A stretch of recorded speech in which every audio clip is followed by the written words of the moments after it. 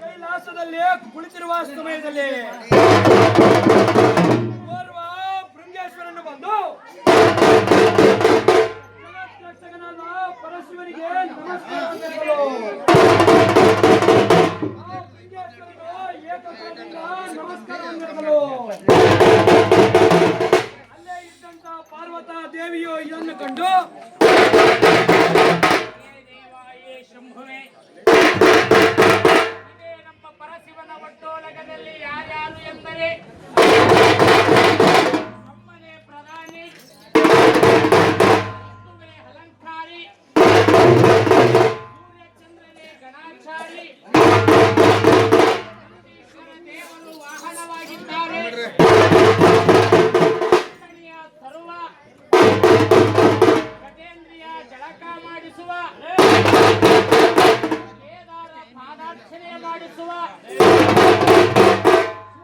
ಬಣ್ಣವನ್ನಿಸುವ ಮುನಿ ದರ್ಪಣವನ್ನು ತಿಳಿದು ನಿಂತಿದ್ದಾರೆ. ದೇವರು ಬೀಸಣಿಗೆ ಬೀಸುವ, ವರ್ಣನು ಪನ್ನೀರು ಸುರಿಸುವ,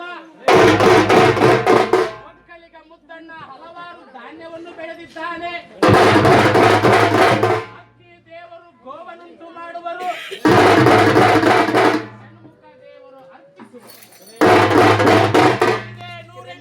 ಜವಾನರು ಕಾದು ಕುಳಿತಿರುವ ಸಭಾ ಮಂಟಪದಲ್ಲಿ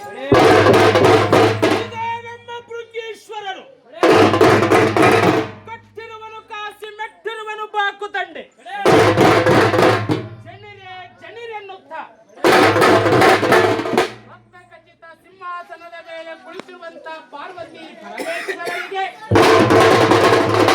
ಭೃಂಗೇಶ್ವರರು ಇತ್ತಪ್ಪ ಏಕಕಾಲದಿಂದ ಕೈದು ಬಿಟ್ಟಿದ್ದಾರೆ. ನಮಸ್ಕಾರವನ್ನೇ ನೋಡಿ ಪಾರ್ವತಾ ದೇವಿಯು ಭೃಂಗೇಶ್ವರನೇ, ದೇವಾನು ದೇವತೆಗಳೆಲ್ಲರೂ ಜೋಡು ಹಸ್ತದಿಂದ ನಮಸ್ಕಾರವನ್ನು ಮಾಡುವರು. ಜೋಡು ಹಸ್ತದಿಂದ ನಮಸ್ಕರಿಸಿದ ಈ ಭೃಂಗೇಶ್ವರನು ಏಕಕರದಿಂದ ನಮಸ್ಕಾರವನ್ನು ಕೈದು ಬಿಟ್ಟಿದ್ದಾನೆ. ಪರಮಾತ್ಮ, ಈ ನಮಸ್ಕಾರವು ನನವೋ ಅಥವಾ ನಿನಗೋ ಎಂದು ಪ್ರಶ್ನೆ ಕೈದು ಬಿಟ್ಟಿದ್ದಾನೆ. ಕೂಡಲೇ ನಮ್ಮ ಪರಶಿವನು ಸತಿಯಾದಂತಹ ಪಾರ್ವತಾ ದೇವಿಗೆ ಕರ್ವ ಬಂದಿರುವುದೆಂದು ತಿಳಿದು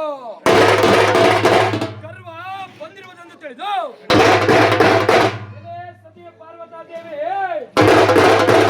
ಭೃಂಗೇಶ್ವರನು ಮಾಡಿದ ನಮಸ್ಕಾರವು ಅದು ನನಗೊಬ್ಬನಿಗೆ ನಿನಗಲ್ಲ ಎಂದು ಹೇಳಲು ಶಾಂತ ಸ್ವರೂಪಳಾದಂತ ಜಗನ್ಮಾತೆ ಪಾರ್ವತಾ ದೇವಿಯು ಆಯಿತು ಸೇ ದೇವ ಪರಮಾತ್ಮ, ನಿಮಗಾದರೆ ಒಳ್ಳೆಯದಾಯಿತು, ಆದರೆ ನಿಮಗಿಂತ ದೊಡ್ಡವರು ಯಾರಿದ್ದಾರೆ ಎಂದು ಮರುಪ್ರಶ್ನೆಯನ್ನು ಮಾಡಿಬಿಟ್ಟಿದ್ದಾರೆ. ಆಗ ಇಂತಪ್ಪ ಜಗದೊಡೆಯನಾದ ಪರಮಾತ್ಮ ಹೇಳುತ್ತಿದ್ದಾನೆ, ಪಾರ್ವತಿ, ಈ ಭೃಂಗೇಶ್ವರನ ಮಾಡಿರುವ ನಮಸ್ಕಾರಗಳು ನನಗಲ್ಲ, ನನಗಿಂತ ದೊಡ್ಡವನಾದಂತ ಬಸವಣ್ಣನಿಗೆ ಎಂದು ಬಿಟ್ಟಿದ್ದಾರೆ. ಆಗಲಾಗ ಜಗನ್ಮಾತೆಯಾದ ಪಾರ್ವತಾದೇವಿ ಹೇಳುತ್ತಿದ್ದಾಳೆ, ಸ್ವಾಮಿ ಪರಮಾತ್ಮ, ನಿನಗಿಂತ ದೊಡ್ಡವನು ನಿನ್ನ ಭಕ್ತನಾದ ಬಸವಣ್ಣ ದೊಡ್ಡವನಾದರೆ ಆಗಿರಬಹುದು, ಆದರೆ ನನಗಿಂತ ದೊಡ್ಡವರು ಯಾರಿರುವರು ಈ ಭೂಲೋಕದಲ್ಲಿ ಎಂದು ಮರುಪ್ರಶ್ನೆಯನ್ನು ಕೈದು ಬಿಟ್ಟಿದ್ದಾರೆ. ಆಗಲಾಗ ಜಗದೊಡೆಯನಾದ ಪರಮಾತ್ಮ ಹೇಳುತ್ತಿದ್ದಾನೆ, ಎಲ್ಲವೋ ಪಾರ್ವತಿ, ಭೂಲೋಕದಲ್ಲಿ ನರಮಾನವರಿಗೆ ನಾನೆಂಬ ಅಹಂಕಾರವು ಹಡಗಿರುವ ಪಾರ್ವತಿಯಾದ ನಿನ್ನಲ್ಲಿ ನಾನು ಎಂಬ ಹಡಗಿರುವುದ ಕಾರಣದಿಂದ ನಾನು ಎಂದು ಹೇಳುವೆಯಲ್ಲ, ಅದರ ಅರ್ಥವನ್ನು ಹೇಳುತ್ತೇನೆ ಕೇಳು. ಬ್ರಹ್ಮನು ದೊಡ್ಡವನೆಂಬುವರು ಬ್ರಹ್ಮನು ದೊಡ್ಡವನಲ್ಲ,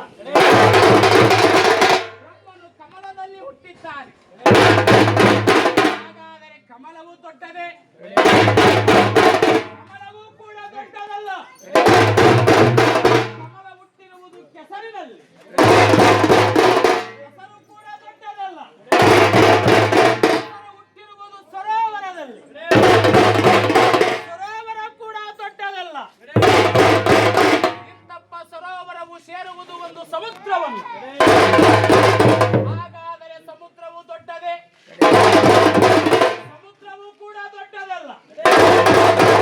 ಇಂತಪ್ಪ ಸಮುದ್ರವನ್ನು ಅಗಸ್ತ್ಯ ಮಹಾಮುನಿಗಳು ಒಂದೇ ಗುಡುಗಿಗೆ ಕುಡಿದು ಬಿಟ್ಟಿದ್ದಾರೆ. ಹಾಗಾದರೆ ಅಗಸ್ತ್ಯ ಮಹಾಮುನಿಗಳು ದೊಡ್ಡವರೇ? ಅಗಸ್ತ್ಯ ಮಹಾಮುನಿಗಳು ಕೂಡ ದೊಡ್ಡವರಲ್ಲ. ಅಗಸ್ತ್ಯ ಮಹಾಮುನಿಗಳು ಈ ಭೂಮಂಡಲದ ಮೇಲೆ ಪಾದವನ್ನಿಡಲು ಈ ಭೂಲೋಕವು ಸಾಲದಾಗಿ ಹೋಗಿಬಿಟ್ಟಿದೆ. ಹಾಗಾದರೆ ಈ ಭೂಮಂಡಲವು ದೊಡ್ಡದೆಂಬಿವೆ, ಈ ಭೂಮಂಡಲವು ಕೂಡ ದೊಡ್ಡದಲ್ಲ. ಈ ಭೂಮಂಡಲವನ್ನು ಆದಿಶೇಷನು ಒತ್ತು ನಿಂತಿದ್ದಾನೆ. ಹಾಗಾದರೆ ಆದಿಶೇಷನು ದೊಡ್ಡವನೆಂಬಿವೆ, ಆದಿಶೇಷನು ಕೂಡ ದೊಡ್ಡವನಲ್ಲ. ಆದಿಶೇಷನನ್ನ ಜಗನ್ಮಾತೆಯಾದ ಪಾರ್ವತಾ ದೇವಿಯು 4 ಬೆರಳಿಗೆ ಉಂಗುರವನ್ನಾಗಿ ಇಟ್ಟುಕೊಂಡು ಹಣೆಯ ಬೆರಳಾದ ಕಿರುಬೆರಳಿಗೆ ಉಂಗುರವನ್ನಿಟ್ಟುಕೊಳ್ಳಲು ಸಾಲದಾಗಿ ಹೋಗಿಬಿಟ್ಟಿದೆ. ಹಾಗಾದರೆ ಪಾರ್ವತಿಯು ದೊಡ್ಡವಳೆಂಬೀರ? ಪಾರ್ವತಿಯು ಕೂಡ ದೊಡ್ಡವಳಲ್ಲ. ಹಾಗಾದರೆ ದೊಡ್ಡವರು ಯಾರೆಂದರೆ ನನಗಿಂತ ನನ್ನ ಭಕ್ತನಾದ ಬಸವಣ್ಣ ದೊಡ್ಡವರೆಂದು ಹೇಳಿದ ಕ್ಷಣದಲ್ಲಿ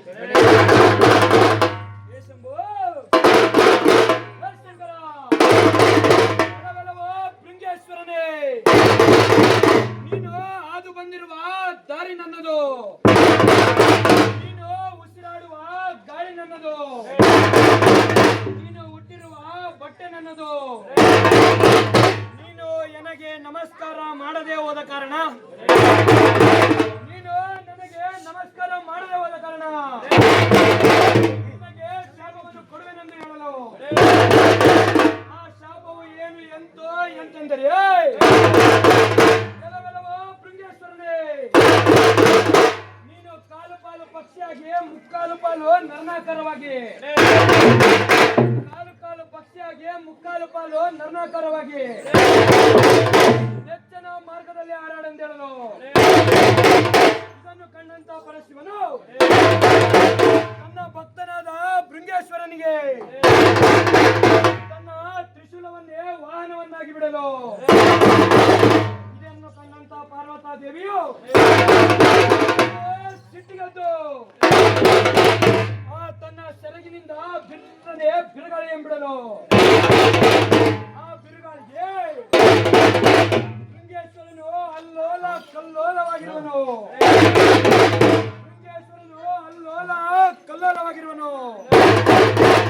ಇದನ್ನು ಕಂಡಂತ ನಮ್ಮ ಪರಶಿವಮೂರ್ತಿ ತನ್ನ ಸತಿಯೇ ಪಾರ್ವತಾ ದೇವಿ ಎಂದರಿಯದೆ ಪಾರ್ವತಾ ದೇವಿಗೆ ಶಾಪವನ್ನು ಕೊಡಲು. ಅದೇನೆಂದರೆ ಉತ್ತರ ದಿಕ್ಕಿನಲ್ಲಿರುವ ಕೊಲ್ಲಾಪುರವೆಂಬ ಗ್ರಾಮದೊಳಗೆ ಟೊಳ್ಳರ ಮನೆತನದಲ್ಲಿ ಮಾಯಿಯಾಗಿ ಹುಟ್ಟೆಂದೇಳಲು. ಆ ಕೂಡಲೇ ಪರಶಿವನ ಶಾಪದಂತೆ ಉತ್ತರ ದಿಕ್ಕಿನಲ್ಲಿರುವ ಕೊಲ್ಲಾಪುರವೆಂಬ ಗ್ರಾಮದೊಳಗೆ ಹೋಗಿ ಈ ಟೊಳ್ಳರ ಮನೆತನದಲ್ಲಿ ಮಾಯಿಯಾಗಿ ಹುಟ್ಟಿದಳು. ಆ ಕೂಡಲೇ ನಮ್ಮ ಪರಶಿವನು ನೆಚ್ಚಿನ ಮಾರ್ಗದಲ್ಲಿ ಹಾರಾಡುತ್ತಿರುವ ಭೃಂಗೇಶ್ವರನನ್ನು ಕೈಲಾಸ ಮಂಟಪಕ್ಕೆ ಕರೆದು, ಭೃಂಗೇಶ್ವರನೇ, ನೀನು ಈ ಕೂಡಲೇ ಉಜ್ಜಯಿನಿಗೆ ಓಡಿ ಹೋಗಿ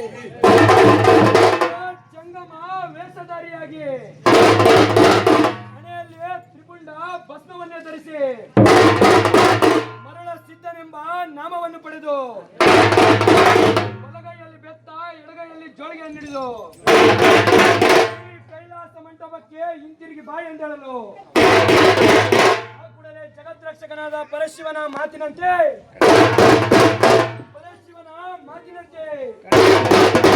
ಉಜ್ಜಯಿನಿಗೆ ಹೋಗಿ ಮರಳ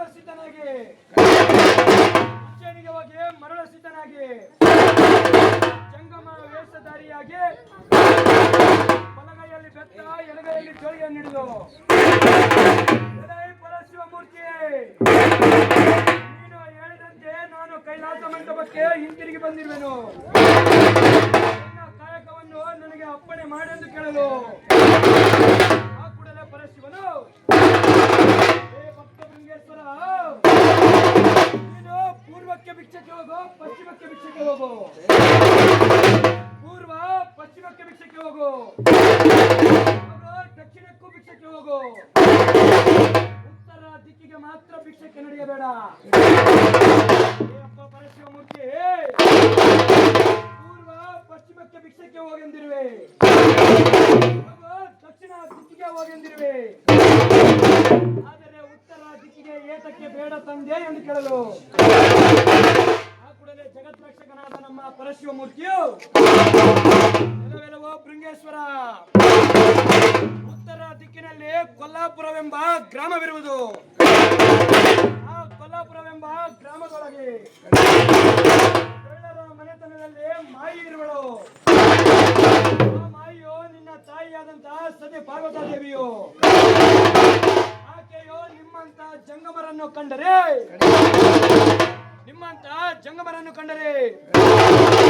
ಅದು ಮೂಗಿಗೆ ಕವಡೆಯನ್ನು ಕಟ್ಟಿ ನನ್ನ ಶಿವಪೂಜೆಗೆ ಹೂಗಳನ್ನು ತರಿಸಿಕೊಳ್ಳುವಳು. ಅದಕ್ಕಾಗಿ ನೀನು ಉತ್ತರ ದಿಕ್ಕಿಗೆ ಭಿಕ್ಷಕ್ಕೆ ನಡೆಯಬೇಡ ಭೃಂಗೇಶ್ವರ ಎಂದು ಹೇಳಲು ಆ ಕೂಡಲೇ ಹಠ ಮಾಡಿ ನಿಂತ ಮರಳ ಸಿದ್ಧನು ಪರಶಿವನ ಮಾತನ್ನು ಲೆಕ್ಕಿಸದೆ ಉತ್ತರ ದಿಕ್ಕಿಗೆ ಭಿಕ್ಷಕ್ಕೆ ನಡೆಯುತ್ತಾನೆ. ಉತ್ತರ ದಿಕ್ಕಿನಲ್ಲಿ ಕೊಲ್ಲಾಪುರವೆಂಬ ಗ್ರಾಮದೊಳಗೆ ಎಡಗಡೆ ಯಲ್ಲಮ್ಮನ ಕಾವಲು, ಬಲಗಡೆ ಬನ್ನಿ ಮಹಾಂಕಾಳಿಯ ಕಾವಲು, ಎದುರಿಗೆ ಘಟ ಸರ್ಪಗಳ ಕಾವಲು, ಸರ್ಪಗಳ ಕಾವಲು. ಇವುಗಳನ್ನು ದಾಟಿಕೊಂಡು ತಾಳಕಾಸುರ, ಡೋಳಕಾಸುರ, ಕಮಲಕಾಸುರ, ವಾಳಕಾಸುರ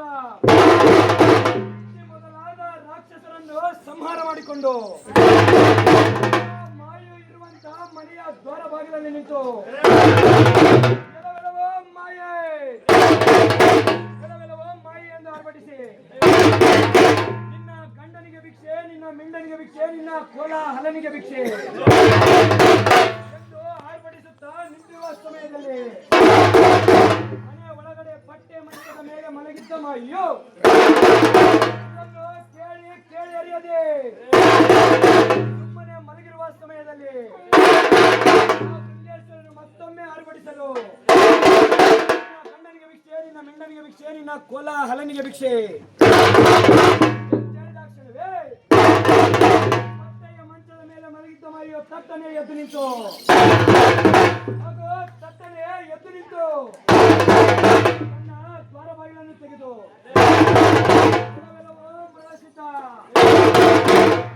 ಮತ್ತೊಮ್ಮೆ ಏಳೆಂದು ಆರ್ಭಟಿಸಲು ನಿನ್ನ ಮಿಂಡನಿಗೆ ಭಿಕ್ಷೆ, ನಿನ್ನ ಕೋಲ ಹಲನಿಗೆ ಭಿಕ್ಷೆ ಎಂದು ಹೇಳಲು ನರೆತ ಮಾಯಿಯು ಇವನು ಮಾತಿನ ಬೆಟ್ಟಿಗೆ ಸರಿಯಲ್ಲ, ಇವನ ಜೋಳಿಗೆಗೆ ಭಿಕ್ಷೆಯನ್ನು ನೀಡಬೇಕೆಂದು ತಿಳಿದು ಮತ್ತೆ ಮನೆ ಒಳಗಡೆ ಹೋಗಿ ಕೋಟಕ ವಿಷವನ್ನೇ ತೆಗೆದುಕೊಂಡು ಕಲ್ಲಿನ ಪಾತ್ರೆಯೊಳಗೆ ಹಾಕಿದ ಕ್ಷಣವೇ ಕರ್ರಗಾಗಿಯೇ ಹೋಯಿತು. ಅದನ್ನು ತೆಗೆದು ಬೆಳ್ಳಿಯ ಪಾತ್ರೆಗೆ ಹಾಕಲು ಆ ಕಾರ್ಕೋಟಕ ವಿಷವು ಬೆಳ್ಳಗಾಗಿ ಹೋಯಿತು. ಆ ಕಾರ್ಕೋಟಕ ವಿಷವನ್ನು ತೆಗೆದುಕೊಂಡು ಮರುಳಸಿದ್ದನ ಜೋಳಿಗೆಗೆ ನೀಡುತ್ತಿದ್ದರೆ ಮರುಳಸಿದ್ದನು ಅದನ್ನು ಸುತ್ತಲೇ ಸುರಪಣವನ್ನು ಮಾಡಿ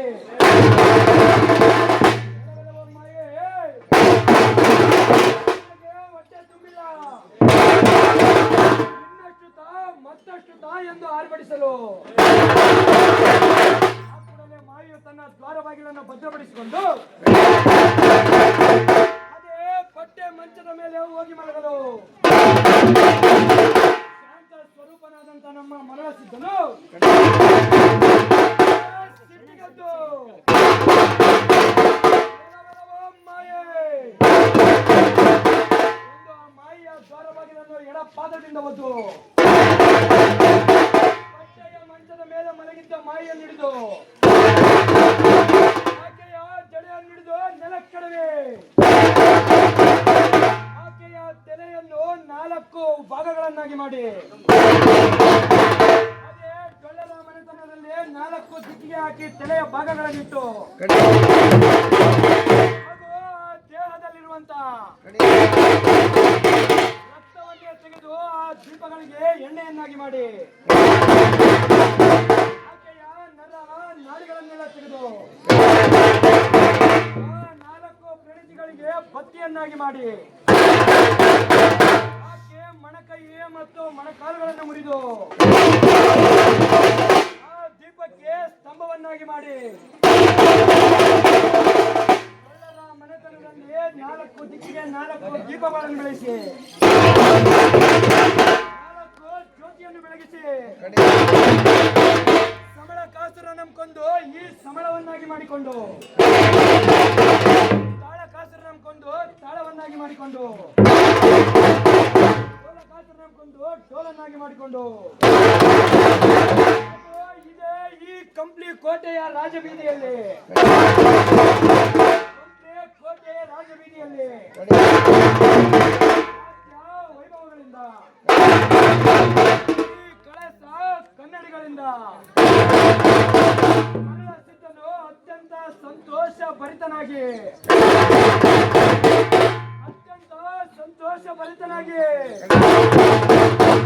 ವೀರ ಕೇಕೆಯನ್ನು ಹಾಕುತ್ತಾ